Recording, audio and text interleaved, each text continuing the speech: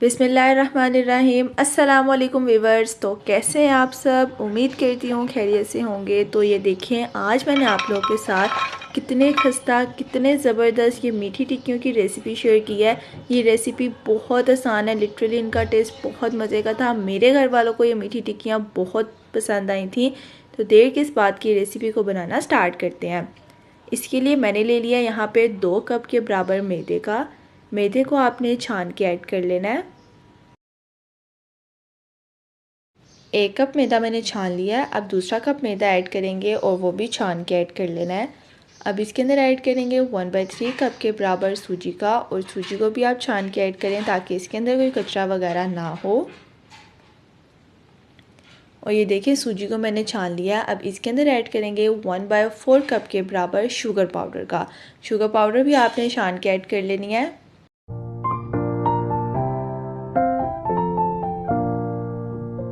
और ये देखें, इसको मैंने अच्छे से सारी शुगर पाउडर जो था उसको मैंने छान लिया है। अब इसके अंदर ऐड करेंगे 1 बड़ा चम्मच भर के तिल का, वाइट तिल जो होते हैं वो ऐड करेंगे। और 2 से 3 चम्मच के बराबर इसके अंदर घी का ऐड करना है। अगर आप चाहें तो इसके अंदर ऑयल भी ऐड कर सकते हैं।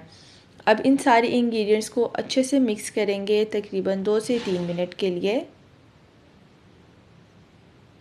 और इसको इतना मिक्स कर लेना है, और ये देखें ऐसे इस फॉर्म में आ जाए बस। अब आपने यहाँ पे इसके अंदर दूध ऐड करना है। थोड़ा थोड़ा दूध ऐड करेंगे और इसकी एक सख्त सी डो बनाकर, हार्ड डो हमने इसकी बनाकर तैयार कर लेनी है। आप एक साथ ज़्यादा दूध मत डालिएगा, ये ना हो कि आपकी डो जो है वो सॉफ्ट हो जाए। थोड़ा थोड़ा दूध डालेंगे और हार्ड डो इसकी बनाकर हम तैयार कर लेंगे।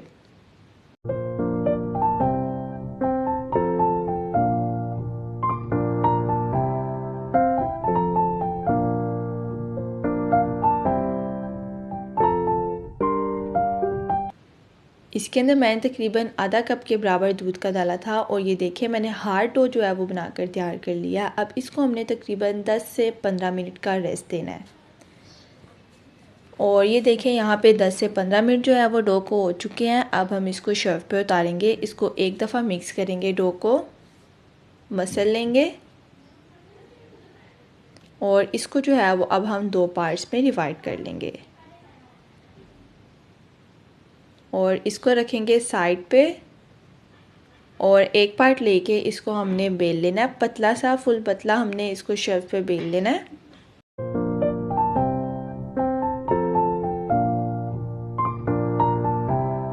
थोड़ी सी हार्ड डो है, थोड़ी सी मेहनत लगती है, लेकिन बहुत आराम से ना ये हो जाता है।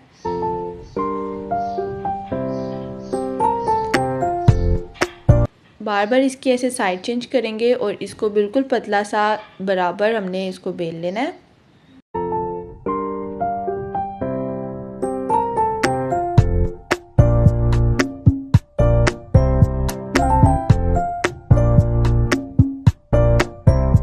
और ये देखिए, मैंने इसको पतला सा बेल लिया। अब मैंने यहाँ पे ये फ्लावर वाली शेप ले लिया। अगर आप चाहें तो सर्कल शेप भी ले सकते हैं।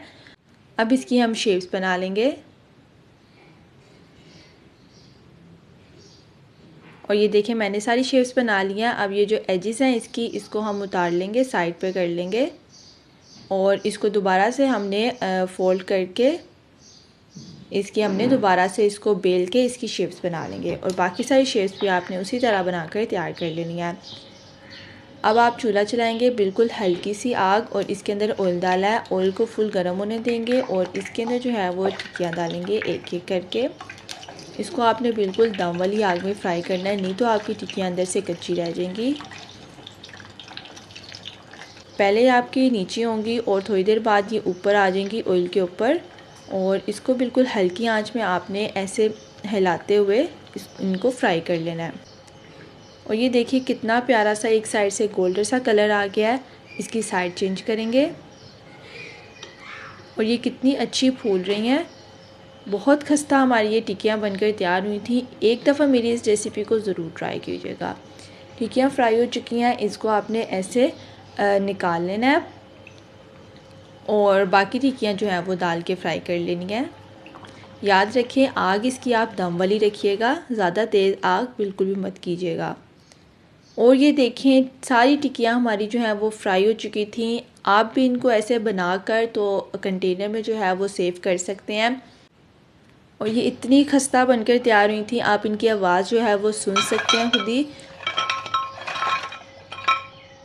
तो ऐसी आसान रेसिपीज़ के लिए मेरे चैनल को ज़रूर सब्सक्राइब कीजिएगा। मेरी इस वीडियो को लाइक किए बगैर बिल्कुल भी मत जाइएगा। अब मिलेंगे अपनी नेक्स्ट वीडियो में। अल्लाह हाफिज़।